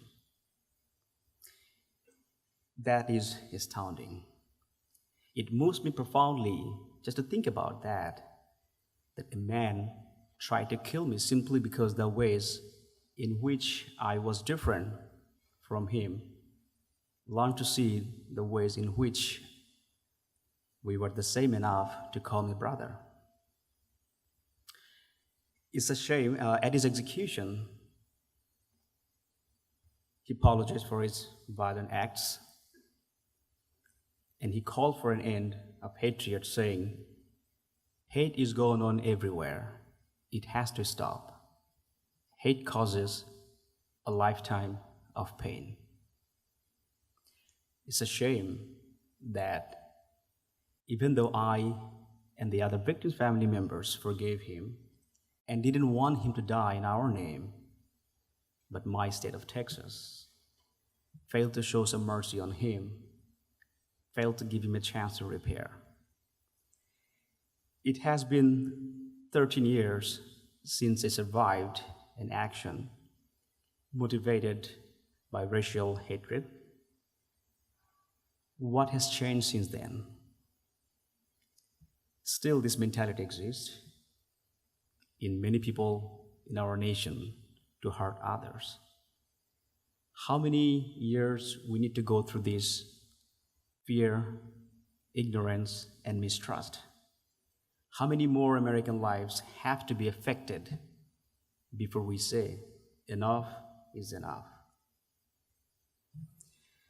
Well, it's a time America needs to understand, to repair, and to heal. America does deserve better. We deserve better treatment from ourselves. We deserve a country that stands on its own original creed, that all men and women, of course, are equally created. We deserve to be cherished by our fellows in this great melting pot called America, and that requires that we cherish the same fellows, all of them, even the ones who have not yet learned to respect us. These are the ones these are the ones I think need most of our respect. It is very important that we do this very soon before our young people lose hope. I would like to share with you a letter from a 17-year-old high school student who was in an audience that I recently spoke to. And please excuse me that I'm reading some compliments to myself, but that's not why I shared this letter. I think this letter should be read in its entirety. And at the end, you will see why this letter concerns me. She says, "Dear Mr. Bhuiyan, thank you so much for coming to speak to my class the other day. I will go ahead and say the obvious. Your words, your story is inspirational and unbelievable. Living with Arab nationality today, as I do, is scary. The stereotypes that line the eyes of the people around you are scary. The clips you see on the news of your country are scary. But your words are powerful and your actions are strong enough to break through many American walls. Within the weeks before you came to my class, my pride in America had been wavering. I was blinded by the images of airstrikes we had sent killing thousands, the threats we were receiving, the complete chaos of Ferguson, Missouri. I saw the homeless on the street and heard the judgment of everything, living privileged mouths. I felt the blindness to those around me, taking for granted the gifts we have been given and how greedy it seemed all of America had become, including myself. As you shared your story that day, I became angrier. All I could hear was the negative in your story, how unfairly life had treated you. I was blinded until someone asked you if you still thought America was the land of opportunity. The American dream, you see, to me had become a historical phrase, something not still possible. Your answer, yes, shocked me. Not only did it shock me, but it pulled my blinders away. I'm able to see that again, that despite our major flaws, we are still a great country. And for that, I thank you. This young girl needed to hear that blame is not productive, that mercy, forgiveness is possible, and that yes, there is life. There is vitality after failure. We will fail, we will fall, all of us. But we must forgive ourselves and one another. If we expect perfection, we will be eternally disappointed. If instead we teach our young people that imperfection is part of human condition, and that tolerance and forgiveness are required of all and for all, then we still have a chance. They will still be able to believe in this great country. It is essential, it is very important that they do. And that's why I tell my story. And that's why we all must tell our stories, because our children need to hear them. America deserves better. Let that begin with us. May we all work together toward giving America what it deserves. And may that come back to us as a karma. Thank you very much for your patient hearing. Thank you.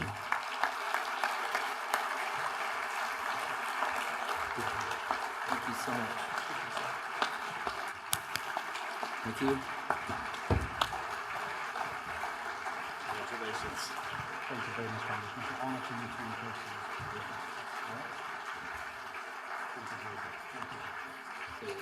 Ladies and gentlemen, Rais Bhuiyan. Thank you, Roy. Take one last picture.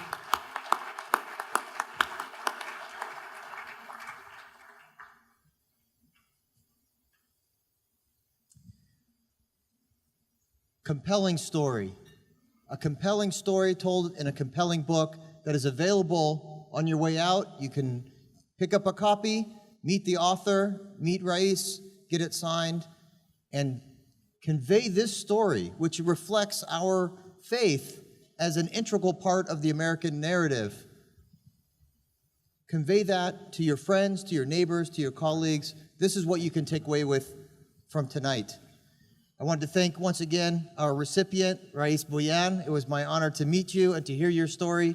Congressman Adam Schiff and Anand, the author of The True American.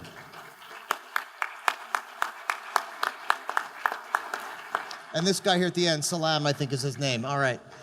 So we conclude tonight's program with some energy and excitement. We bring you once again the reminders. Let's hear some enthusiasm for the reminders.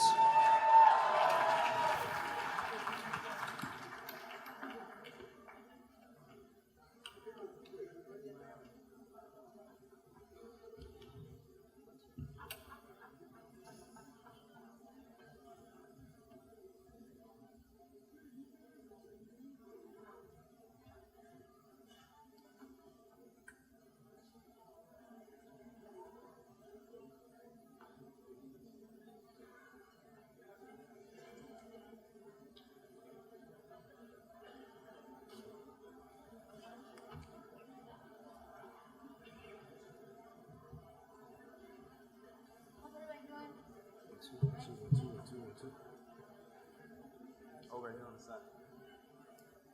1, 2. You got to turn it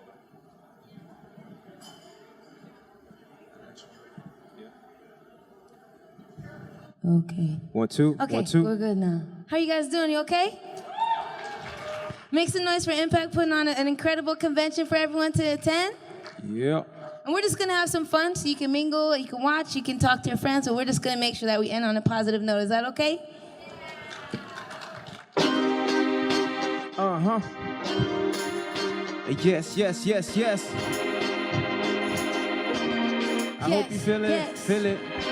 I can feel it. Oh, I can feel it. Yes, yes, yes, yes. I can feel it. Tell me, can you feel it? Some people cry out of anger, some because of pain. I cried in my songs for both and pray to gain power and strength, keep it simple and plain. Where I'm from, you gotta be strong to not go insane. Purify your heart, then cleanse your soul. Earth, wind, and fire said love is pure gold. So I use it in my music for the young and the old. Bundle up, little homie, this world is so cold. Stay covered like modest believers of sleeves. Our suicide girls, beautiful artwork receivers. Yeah, we all the same. Share emotions, walking this earth. And one day we go back to that dirt. So whatever hurt you feel is only temporary. Remember, we legendary. From the bottom, deeply rooted with so much glory. Thankful to the one and those who paved the way. The spirit and sacrifices got me every day. Yes, in the middle of the dark, I am shining like a star. I can feel it in my heart. No matter what people say. Yes, in the middle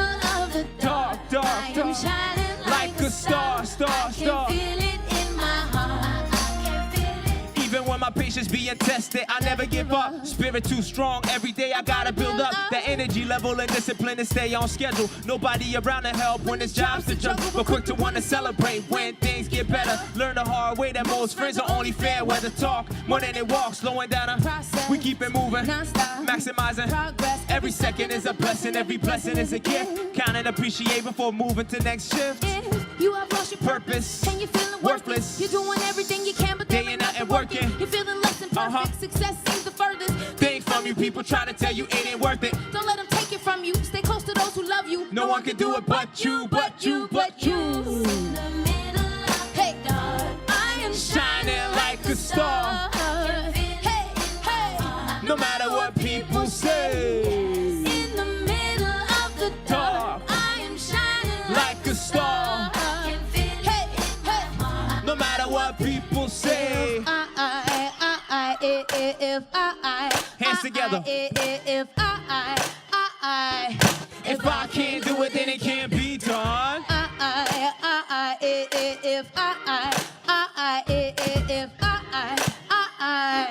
If I can't do it, then it can't be beat. Jump, jump, jump, jump, jump.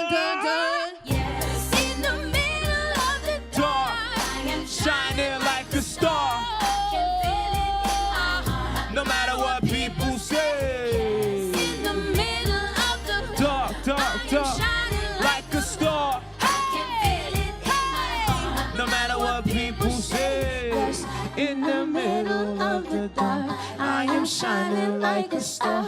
I can feel it in my heart. No matter what people say.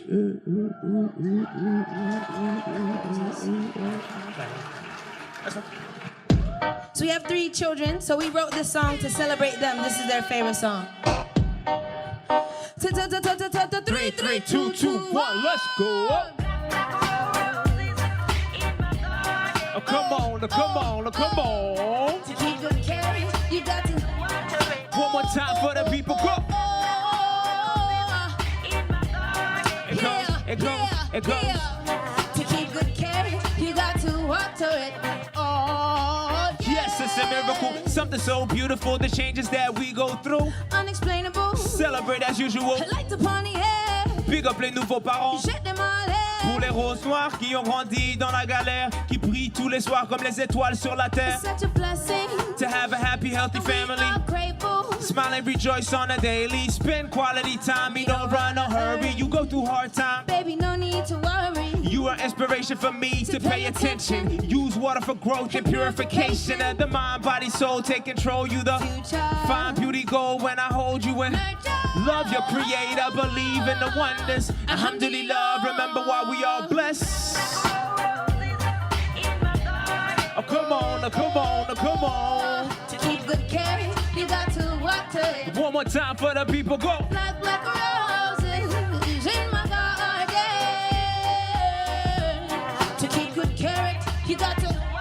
Now break it down one time. You plant a seed Any earth, spring from the dirt. New purpose in life. The day you give birth to a baby bud made of beauty and love. Poetry and prose, blessed as it grows. Through seasons, it fights, shine bright. Give it love, give it knowledge, give it water. Give it life, from the sun, and the moon, give it space, give it room. bloom. Inshallah, Soon, the flower going bloom. Find a place in this world, find its own way. And when the flower weeps, pull it close to you and say, life gets rough, but you gotta stay tough. To remember this stuff. Anytime you've had enough, it go. Listen to the mustn'ts, listen to the don'ts. Listen to the cans, to the shouldas, to the walls. Listen to the never evers. Now listen close to me. Anything can happen, baby. Anything can be. Come on. Come on, come on, come on. You got to. It goes black, black, black, black, black, black, black, black, black, black, black, black.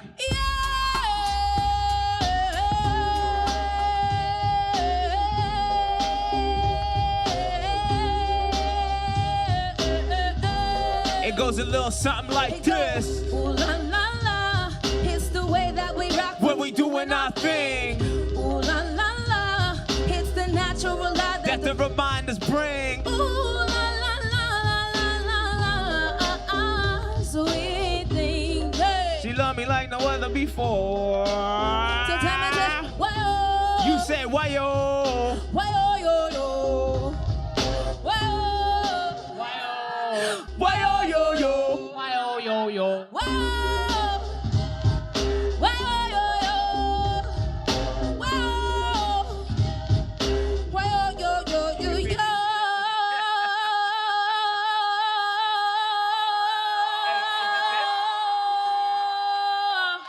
You wanna do one more? Yeah. We're gonna do one more before we get out of here. Thank you so much for your love and your energy and your time. You could have been anywhere in the world, but you're still here with us. Yeah. Huh? Yeah.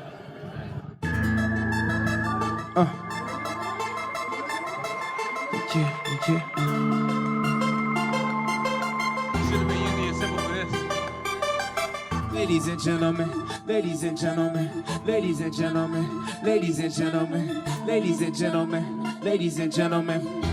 You are now rocking with the best. When I was 10 years old, I had a dream I could fly. I've been trying to do it ever since then.